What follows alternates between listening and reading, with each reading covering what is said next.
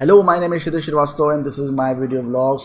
बहुत लोगों ने मुझसे सवाल किया है कि क्या टीसीआर के बारे में मालूम होना चाहिए या नहीं मालूम होना चाहिए, या टीसीआर होता क्या है।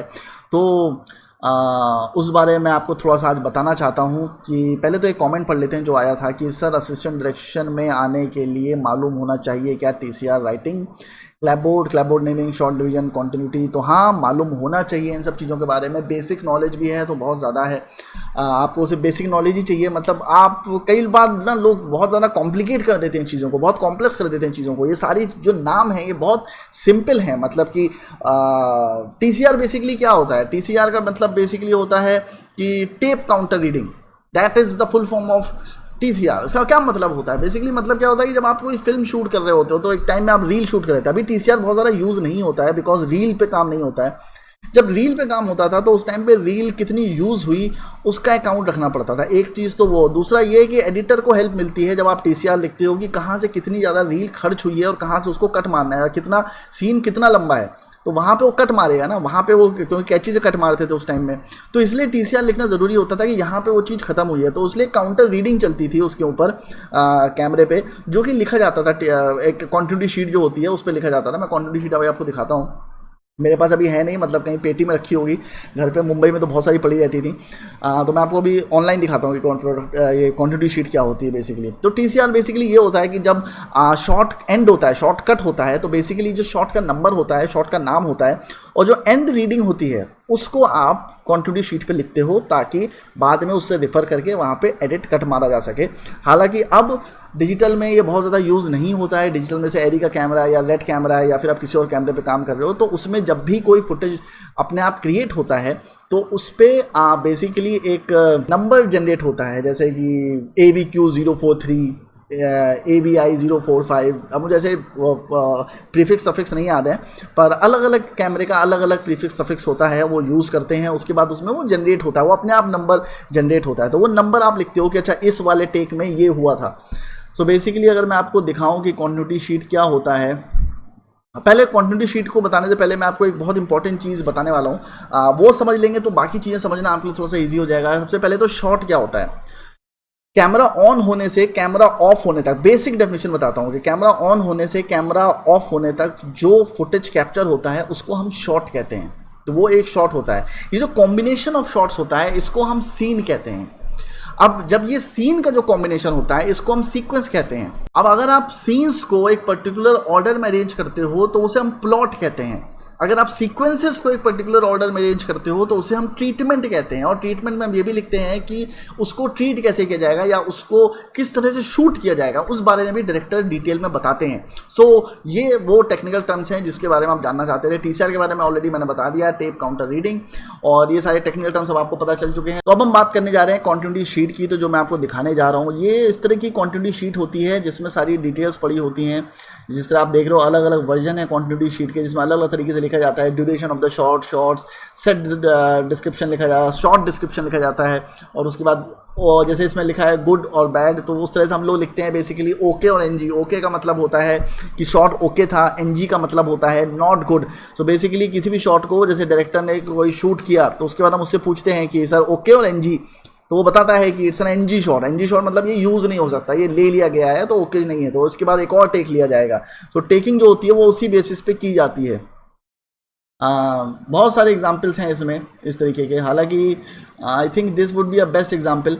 सो आप बेसिकली लेंस कई ऐसे होते हैं, टेक्निकल शूट्स होते हैं जहाँ पे आप, जैसे मैंने बहुत सारे ऐसे शूट्स में काम किया जहाँ पे डायरेक्टर बहुत ज़्यादा ध्यान नहीं देता था, और एडिटर भी आजकल क्वांटिटी शीट इस्तेमाल नहीं करते हैं। वो सारा फुटेज टाइमलाइन पे ले लेते हैं, which has become very easier right now, कि वो सारा एनजी फुटेज, ओके फुटेज भी देखते हैं और दोनों से मतलब निकालते हैं। मैंने तो अभी तक जितने एडिटर साथ काम किया वो क्वांटिटी शीट बहुत ज़्यादा रेफर नहीं करते अनटिल अनलेस बहुत ज़्यादा ऐसी सिचुएशन आइव करती है जब कोई फुटेज मिसिंग हो रहा होता है, तब तक वो उस चीज़ का इस्तेमाल नहीं करते हैं। पर नॉर्मल सर्कमस्टांसेज में बेसिकली क्या होता है कि आप फुटेज जो होता है वो आप सर्च करते हो इसके थ्रू, कि आप जो ओके फुटेज होते हैं, लाइक आपने किसी एक्टर ने 50 टेक दिए हैं तो आप 50 टेक थोड़ा ना देखोगे बैठ के, तो आप उसमें से एक टेक चूज करोगे और वो आप क्वांटिटी शीट पे करोगे। तो नॉर्मली जो लास्ट टेक होता है वो डायरेक्टर के लिए ओके टेक होता है, लास्ट टेक या सेकंड लास्ट टेक, क्योंकि एक सेफ्टी शॉट भी ले जाता है। अगर आपको नहीं पता है सेफ्टी शॉट क्या होता है तो वो ये होता है कि डायरेक्टर कोई टेक लेता है, वो टेक उसको ओके लगता है पर उसे लगता है कि क्या पता पोस्ट में कुछ इश्यू हो जाए या किसी वजह से कुछ हो जाए, तो एक सेफ्टी शॉट लिया जाता है कि एक ऐसा सिमिलर शॉट और दे दो ताकि एक कॉपी बन के उसके साथ में रहे। तो एक सेफ्टी शॉट लिया जाता है, उसका डुप्लीकेट शॉट लिया जाता है, जो कि अगेन कैमरा ऑन करके एक्टर से परफॉर्म कराया जाता है कि अगर पिछले शॉट में कुछ रह गया हो तो अगले शॉट में वो वैसा मिल जाए हमको, तो उसे सेफ्टी शॉट कहते हैं। तो उसका कोई पर्पस नहीं होता, बस उसे सेफ्टी में लिया जाता है, तो वो है। सो जैसा कि आप देख रहे हैं इस शीट में ये सारी चीज़ें लिखी हुई हैं। तो इसमें लेंस बताया जाता है, आईएसओ बताया जाता है। हालांकि इतना आजकल एडीज ध्यान नहीं देते हैं कि आप लेंस भी लिख रहे हो और आईएसओ भी लिख रहे हो इन सब सारी चीज़ों का, क्योंकि उस तरह से एडिटिंग नहीं होती जैसे पहले होती थी, कैंची चलाई जाती थी। और डीआई का प्रोसेस मैंने कहीं शायद बताया है, डीआई का प्रोसेस जो होता है वो होता है डिजिटल इंटरमीडिएट का प्रोसेस। अब डिजिटल इंटरमीडिएट का प्रोसेस क्या होता है बेसिकली कि आपका जो फुटेज शूट होता था रील के ऊपर, तो रील का फुटेज जो होता था वो आप ले जाके उसको लैब में ले आते थे, डेवलप करते थे, फिर उसका डिजिटल वर्जन बनता था। और वो जो डिजिटल वर्जन बनता था उसका टेलीसिने होता था, तो डिजिटल वर्जन बनता था। फिर डिजिटल वर्जन को एडिट करा जाता था और उसको वापस रील पे लाया जाता था। तो वो जो पूरा प्रोसेस था उसको डिजिटल इंटरमीडिएट प्रोसेस कहते थे। अब वो प्रोसेस नहीं होता है, जो कि अब डिजिटल पे शूट होता है, एडिट होता है और डिजिटल कॉपी ही बनती है जो कि डिजिटली थिएटर्स तक पहुंचाई जाती है। तो टेलीसिने का प्रोसेस और ये सारे प्रोसेस जो हैं वो अब ख़त्म हो चुके हैं। सो ये सारी चीज़ें हैं। तो बेसिकली जो इसमें क्या कहते हैं, जो मैंने बताया आपको कि कॉन्टिन्यूटी शीट में लिखा जाता है, वो बेसिकली आपका डिस्क्रिप्शन है जो लिखा जाता है। मुंबई की कॉन्टिन्यूटी शीट यहाँ पे नहीं दिख रही है, कोई अच्छी मुंबई की कॉन्टिन्यूटी शीट दिखे तो मैं आपको बताऊँ कि कैसे लिखा जाता है उसमें। ये सारे फॉरेन वर्जन्स हैं। तो सपोज चलिए यही एक कॉन्टिन्यूटी शीट ले लेते हैं। तो इसमें बेसिकली आप सीन डिस्क्रिप्शन लिखते हो, जिससे पता चलता है कि उस सीन में क्या हो रहा है। अब उस सीन में मल्टीपल शॉट्स होंगे, तो उसका भी आप मेंशन करते हो कि ये कौन सा शॉट होगा वहाँ पे।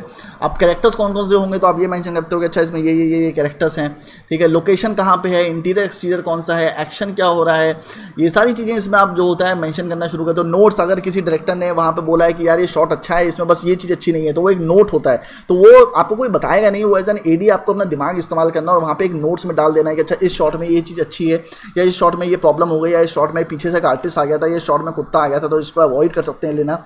तो ऐसे कुछ नोट्स होते हैं जो आप लगातार बनाते रहते हो, लिखते रहते हो उन सब चीज़ों में। तो बेसिकली अगेन कोई रॉकेट साइंस नहीं है। कैमरे में जो चीज़ दिख रही होती है आपको सिर्फ उसको फिल करना है। आपको सीन लिखना है, शॉट नंबर लिखना है और टेक कौन सा है वो लिखना है। वो सारा चीज़ डिटेल में लगातार शूट पे अनाउंस होती रहती है। तो टीसीआर लिखना कोई बहुत बड़ा रॉकेट साइंस नहीं है। टीसीआर में सिर्फ एक काम होता है, आपको फुटेज लिखना है और आपको फुटेज का एंड लिखना है, ये कितना फुटेज में जो कितना टाइम चला गया है, बस उसके बारे में लिखना है। तो अगर रील पे शूट हो रहा है तो आपको एंड टाइम लिखना पड़ता है, वो आपका टीसीआर होता है। तो अभी के जो टाइम में जो टीसीआर पे बात होती है वो बेसिकली आपको फुटेज नंबर लिखना होता है। तो आप रिफर कर सकते हो। मान लो एकदम से लाइक आपने फिल्म बनाई है जिसमें हज़ारों शॉट्स हैं और सडनली आपको एक शॉट देखना है और आपको पता है कि इस दिन आपने शूट किया था और वो शॉट का वो वाली चीज़ आपको पर्टिकुलरली देखनी है। तो आप उस शॉट को, उस सीन पे जाओगे, उस सीन से उस शॉट पे जाओगे, उस शॉट से उस टेक पे जाओगे, क्योंकि आपने सारी डिटेल में लिखा हुआ है।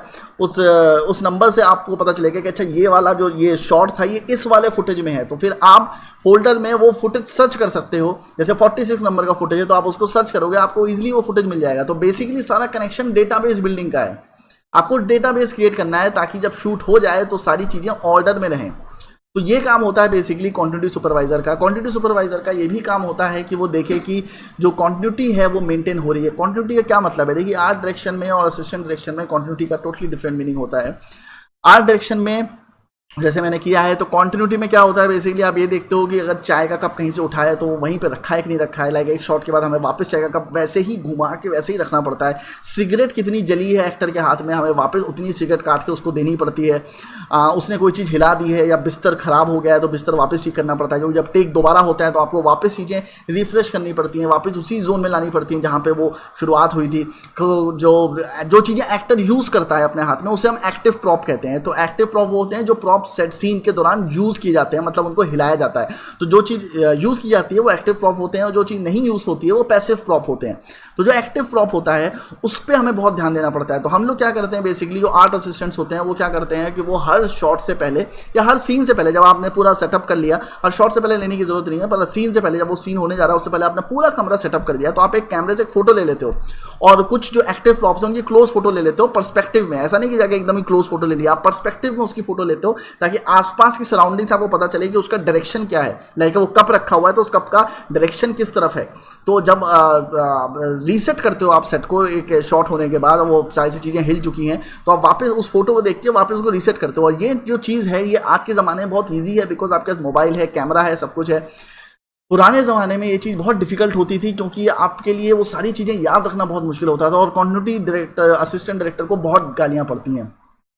जो कॉन्टिन्यूटी असिस्टेंट डायरेक्टर होते हैं उनको बहुत सारी चीज़ें देखनी पड़ती हैं। उनको डायलॉग्स देखने पड़ते हैं कि डायलॉग सही जा रहे हैं कि नहीं जा रहे हैं, सीन सही जा रहे हैं कि नहीं जा रहे हैं, उनकी कॉन्टिन्यूटी मेंटेन है कि नहीं, एक्टर्स की कॉन्टिन्यूटी मेंटेन है कि नहीं, कॉस्ट्यूम की कॉन्टिन्यूटी मेंटेन है कि नहीं। कई बार कॉस्ट्यूम्स में गलती हो जाती है कि आदमी ने उस दिन कुछ और कॉस्ट्यूम पहना था, आज कुछ और कॉस्ट्यूम पहन लिया, या उस दिन कोई और फ़ोन यूज़ किया था, किसी दिन और फ़ोन यूज़ कर लिया। और ये बहुत छोटी चीज़ें जो लगता है देखने बहुत छोटी हैं, पर आपको याद नहीं रहता, क्योंकि कई बार जो प्रोडक्शन वाले होते हैं वो हर एक्टर को अलग अलग मोबाइल देते हैं, मोबाइल फ़ोन देते हैं। तो वो सारे मोबाइल फ़ोन शूट के बाद, जैसे रात को शूट खत्म हुआ, 8 बजे पैकअप हुआ, तो उसके बाद सारे जो फ़ोन होते हैं वो एक्टर प्रोडक्शन वाले को देता है, तो वो एक झोले में या बक्से में भर के रख दिया जाता है। तो अगले दिन जब वो शूट होता है तो आप वापस वो फ़ोन उनको देते हो उन एक्टर्स को। तो असिस्टेंट डायरेक्टर को ये भी ध्यान रखना पड़ता है कि वो फ़ोन सही पहुंचा है कि नहीं, वो कॉस्ट्यूम, वो जूता सही उसने पहना है कि नहीं पहना है, उसके बालों का जो कंटिन्यूटी था वो सही है कि नहीं है। वो सारी चीज़ें असिस्टेंट डायरेक्टर को ध्यान देनी पड़ती हैं। लाइक जो आर्ट असिस्टेंट है वो सिर्फ अपनी क्वांटिटी पे ध्यान देगा, कॉस्ट्यूम डिजाइनर है वो अपनी क्वांटिटी पे ध्यान देगा, पर कहीं ना कहीं थोड़ा बहुत एरर ऑफ जजमेंट हो जाता है, जिसकी सेकंड ओपिनियन असिस्टेंट डायरेक्टर करता है। तो असिस्टेंट डायरेक्टर को उन सारी चीज़ों पे ध्यान देना पड़ता है। एज अ कंटिन्यूटी देखना पड़ता है कि कौन से भीड़ में जो लोग जूनियर आर्टिस्ट पीछे खड़े थे वो सारे जूनियर आर्टिस्ट वही हैं कि नहीं है, क्योंकि कई बार अगर अलग अलग एंगल्स आप शूट कर रहे हो तो पूरा कैमरा चेंज होता है, जूनियर आर्टिस्ट खाना खाने चले जाते हैं, फिर वापस आते हैं। तो जब वापस आते हैं तो आप देखते हो कि उनका फेस चेंज हो गया है, तो अलग अलग जगह पे अलग अलग लोग खड़े हैं, तो वहाँ पे जाके आपको फिर से कंटिन्यूटी मेंटेन करनी पड़ती है कि जो बंदा जहाँ खड़ा था वो वहीं पे खड़ा रहेगा, जो पोजीशन थी जिसकी वो वही पोजीशन लेगा। तो बहुत ही माइन्यूट चीज़ें जो असिस्टेंट डायरेक्टर को कंटिन्यूटी में ध्यान देनी पड़ती है। तो ये सारी चीज़ें हैं जो कंटिन्यूटी में रहती हैं। कंटिन्यूटी शीट में आप वो चीज़ें भरते हो जो आपका डेटाबेस होता है, जो सेट पे हो रहा होता है, उसमें लेंसेज भी आते हैं, उसमें सारी चीज़ें आती हैं, और वो इतना मुश्किल नहीं है जैसे कई लोग TCR लिखने से घबराते हैं। मैं भी घबराता था एक टाइम में, पर उसमें ईजी आजकल इसलिए है क्योंकि कैमरा में आजकल वो पूरा डिस्प्ले होता है जिसमें सारी चीज़ें लिखी होती हैं। दूसरा जो मॉनिटर होता है जो डायरेक्टर के पास रखा होता है, उसमें भी सारी चीज़ें लिख के आती हैं कि कौन सा शॉट चल रहा है, कौन सा नंबर चल रहा है, कौन सा कितने अपर्चर पे शूट हो रहा है, कितने शटर पे शूट हो रहा है, कितने फ्रेम रेट पे शूट हो रहा है। फ्रेम रेट भी लिखना कभी कभी ज़रूरी होता है, क्योंकि बहुत सारे शॉट्स जो होते हैं वो स्लो मोशन में शूट होते हैं। कई बार 120 FPS पे शूट हो रहा है, 240 FPS पे शूट हो रहा है, तो वो चीज़ भी एडिटर को पता होनी चाहिए, क्योंकि फिर उसको नहीं पता है तो वो उसको उस तरह से इस्तेमाल नहीं कर पाएगा जिस तरह से इस्तेमाल करना है। अब क्योंकि इतने सारे शूट करे जाते हैं, मान लो 100 सीन्स हैं, 100 सीन्स में आपके हर सीन में आप अप्रॉक्सीमेटली मान लो कि आपके 15 शॉट्स हैं, तो 15 शॉट्स में हर उसमें आपके मान लो समझ लो 20 टेक्स हैं, तो आप समझ लो कितना सारा डेटा हो जाएगा आपके पास। तो बेसिकली कंटिन्यूटी शीट क्या होती है, वो उसका डेटा का एक एक्सेल शीट होता है बेसिकली, कि वहाँ से आप कोई भी डेटा कभी भी रिट्रीव कर सकते हो इजीली, तो आपको वो बनाना पड़ता है। तो आई होप कि मैंने आपके जो प्रॉब्लम्स हैं उनको सॉल्व कर दिया होगा। अगर वो सॉल्व हो गए हैं तो प्लीज़ मुझे कमेंट सेक्शन में बताइए। अगर कुछ और भी प्रॉब्लम है तो प्लीज़ मुझसे पूछिए, मैं उस बारे में आपको बताता हूँ। और please like share and comment on my blog. जल्दी मिलते हैं नेक्स्ट ब्लॉग के साथ। Bye bye.